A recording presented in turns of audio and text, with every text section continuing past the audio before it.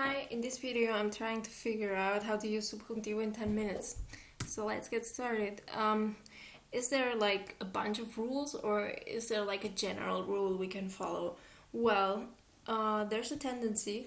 Indicativo suele expresar seguridad, afirmación, opinión. I'm sure about something. It's my opinion. I'm really think it's that way. El subjuntivo suele expresar duda, sorpresa, negación. I'm doubting, I'm not sure, I'm kind of surprised, I'm saying it's not true. Okay, so vamos a ver los ejemplos. In these examples you can see, yo sé que le va a tocar la lotería, no creo que le toque la lotería. It's this contrast where we are focusing on, like, I'm sure about something, I'm not sure. Es cierto que tiene mucho dinero, it's true that he has a lot of money, it's not true that he has a lot of money. No es cierto que tenga mucho dinero. And so on with these examples, which you can take a look if you press pause. We don't have much time. So, we then have opinion and doubt. Creo que viene, estoy seguro de que va a llover, él se imagina que va a venir su novia, no creo que venga, es difícil que llueva, es probable que venga, no es probable que venga. In this last example, it's like it's not sure. Even if I say it's probable that he comes, it's still not sure. But if he's imagining that she will come, in his head it's sure. So it's about doubting on the one side and being sure or having the opinion that this is true. Okay, so you can take a closer look at the examples. So deseos no son realidades, son dudas. If I wish something, if I hope for something, it's not really, you cannot think about that as a reality. It's more like a doubt or something that I want, but who knows if it will happen. So I cannot be sure about that. So that's what this deseos is about. Deseo que vengas, quiero que estés a mi lado, me gustaría que estuvieras aquí. So it's always with subjuntivo. Okay, and then we have the case if I'm the person who wants something and this thing that I want is also something that I have to do myself. We use quiero venir, deseo ser feliz. So I don't have to say deseo que yo sea feliz. It doesn't work. So if it's the same person, same subject who wants something and the next verb is also done by you, by yourself, so you should use this structure. Quiero venir él quiere venir. It's the same person who wants the two things. But if it's different persons, so deseamos que vengas. We hope, we desire, we want you to come. Okay. Let's see this case because it's pretty interesting. Even though it looks almost the same, there's only a little change. Trata, trate. There's a difference in meaning. So, busca una película que trata sobre la guerra. I know which film I'm talking about. I'm affirming this film exists. There's no doubt about that. And in the second one, busca una película que trate sobre la guerra. Well, I don't know if there's such a film or where I can find it. I don't know which one it is, so I have some kind of doubt. And maybe this example is not the best one, but if it was really something really specific, I could ask myself if it even exists. So in this case, subjuntivo, because I'm not sure. Okay, we have these temporal sentences. There's also a really huge difference in meaning. Normally, indicativo refers to things that have happened already or things that normally happen, which are like something we normally do. Like, for instance, siempre te llamo cuando sales del trabajo. It comes after cuando. I always call you after you go out of the work, when you go out of the work. And something that has happened already, which is a fact. It's something that you cannot change. It's something that's true. Te llamé cuando saliste del trabajo. So it's indicativo.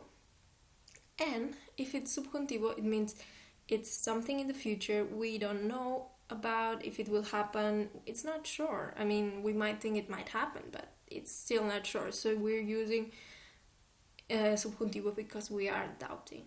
Ejemplo, te llamaré mañana cuando salgas, ¿vale?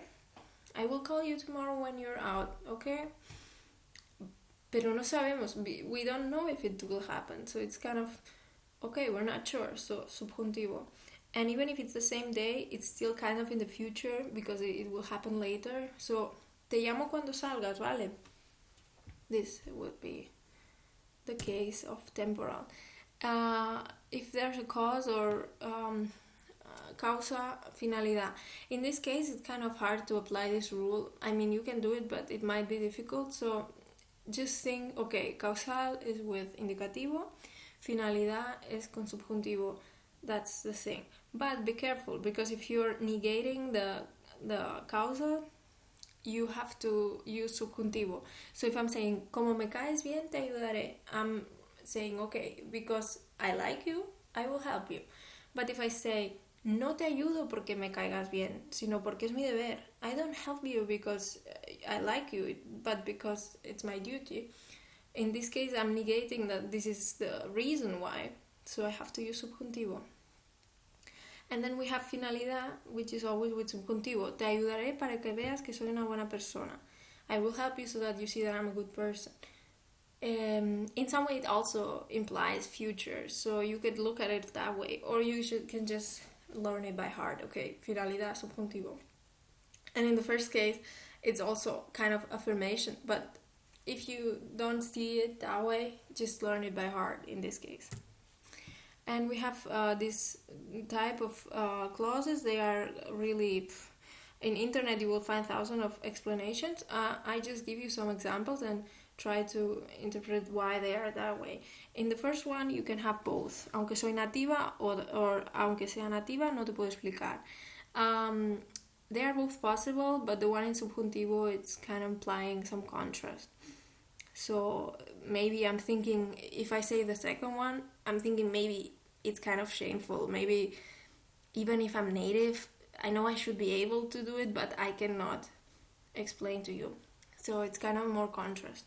But it's not a huge thing. You can use both sentences. But then we have some sentences where there is really a different meaning. Aunque me escribas mil mensajes, no te voy a contestar.